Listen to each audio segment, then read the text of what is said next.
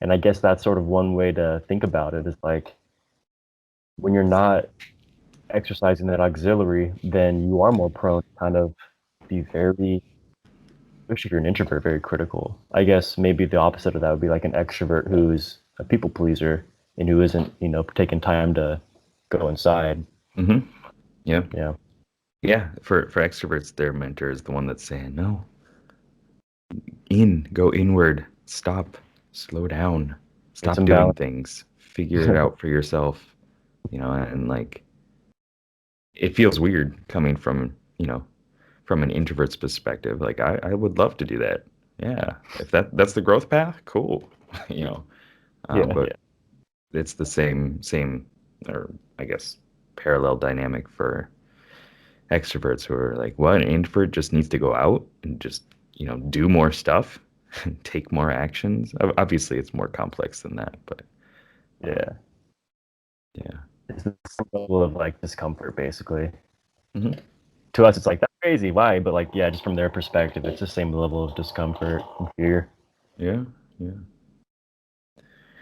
It's fascinating stuff. Yeah, so I've been Yeah. trying to figure out different ways of explaining those points, and still not simplifying the model too much, still finding that balance of, RPGs or games or geek stuff that people can understand as the glue for the understanding the model. That's why I think it's so important to always be trying to meet people where they're at because like everyone is like when learning this stuff, they're all coming in from a different perspective, right? It's like the best way to be able to bridge any sort of disconnect is by first meeting them where they're at because then like your intuitive or maybe unconscious processing can go to work trying to bridge that gap because it better understands where they're coming from. And I think that's probably where the best teachers come from. They've just time and time again met people where they're at. So they just have this sort of crazy dynamic ability to just always be shifting from potential perspectives that the person they're talking to may have. And then they just Mm, like the other person does something, it triggers like, oh, they probably have this model, yeah, right? And then from there they just know what to say. Like that's insane. That's an insane teaching ability. And I yeah. think some of the best they have that intuitive ability. Hmm.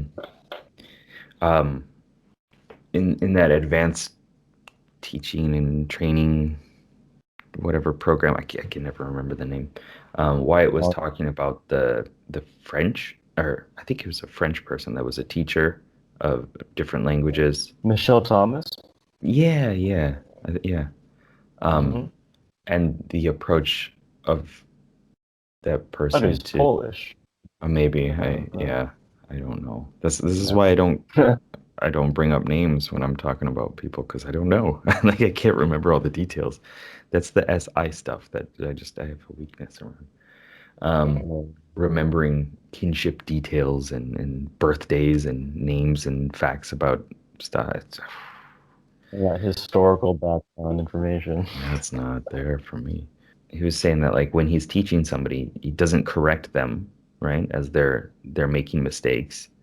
Because then you have to work on the, I made a mistake and how do I fix that instead of just I'm going to, Cool. output whatever it is. But then uh, Michelle or whoever has to teach needs to take that and think, how did that person get to that mistake? What was the thought process that brought them to that problem, that mistake that they made?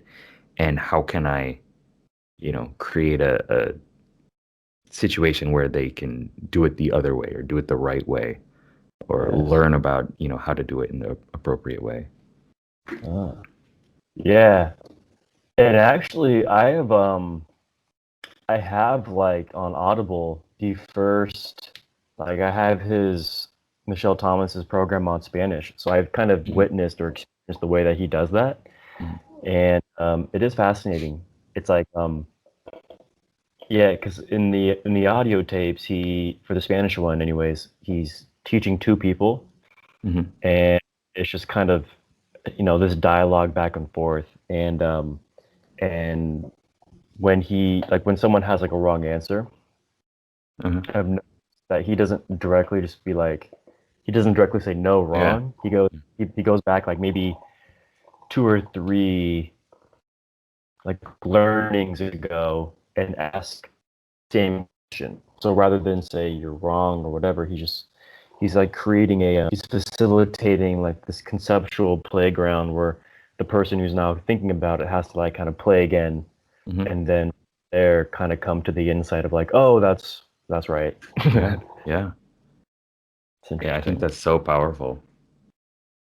It takes time. It takes a lot of awareness and focus, but yeah. Yeah. Like being able to teach someone a foreign language in like 5 minutes is crazy. Yeah. Also with that, there's a lot of power within